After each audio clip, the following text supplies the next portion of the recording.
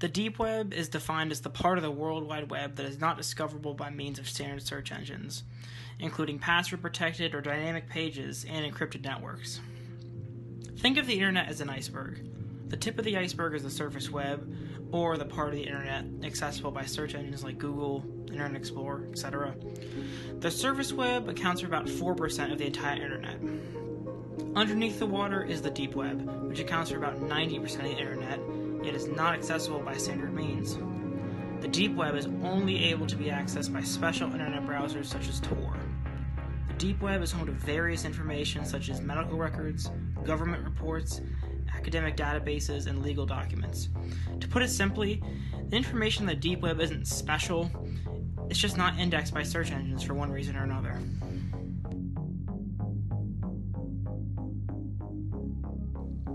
The deep web actually has purposes that are not as nefarious as the general media makes it out to be. To clear up a misconception, the deep web is not indexed within search engines on the surface web for multiple valid reasons, such as documentation of medical records, law cases, government documents, etc.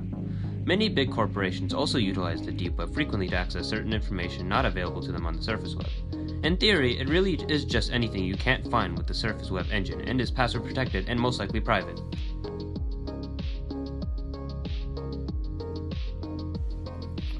Now, although the deep web is rather elusive and quite frankly a little worrying, nothing really bad happens on there. Nothing illegal happens on the deep web, since it can still be monitored by authorities, but that's where the dark web comes in. The dark web is the final 6% of the entire World Wide Web, and it carries a much bigger burden than both the deep and surface web. It can only be accessed with special browsers such as Tor or Onion. This is the part of the internet that gives the deep web its bad name. The dark web is exceptionally dangerous since one runs the risk of having their IP tracked.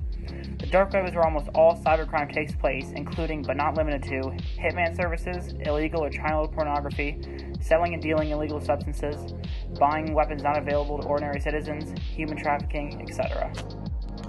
There are many that think that the rumors surrounding the deep and dark web are nothing more than conspiracies or theories, but the Silk Road controversy really caught the eye of the mainstream media and brought more attention to the dangers the internet actually hides.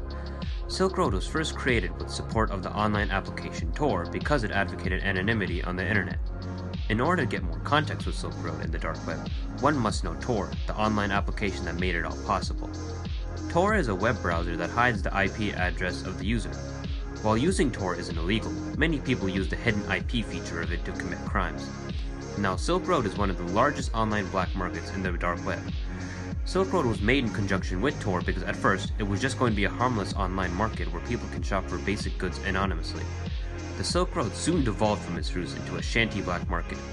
Once Tor discovered that their beloved program was being used for nefarious purposes, they quickly attempted to drop support for the website and the Tor application itself. But unfortunately, it was already too late. Hackers already copied Tor's programming and re-implemented it in the internet for future use. As stated before, the Silk Road was a nefarious online black market located in the dark web. The website was founded in February of 2011 by Ross Ulbricht, aka Dread Pirate Roberts, to his Silk Road followers.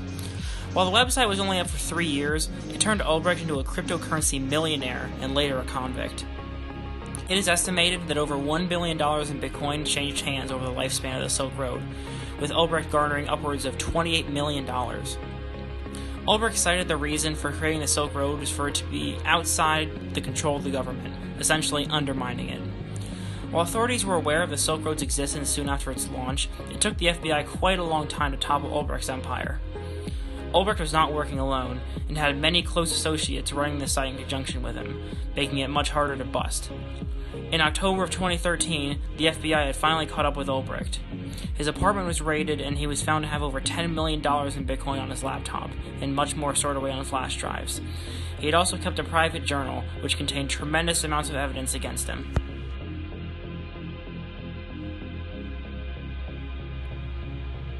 While many people may lump the terms deep web and dark web together, this is actually very inaccurate.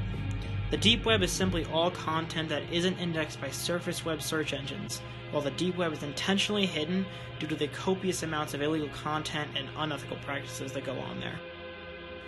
In conclusion, the deep web is all of the content you won't readily or easily find with a search bar or URL address.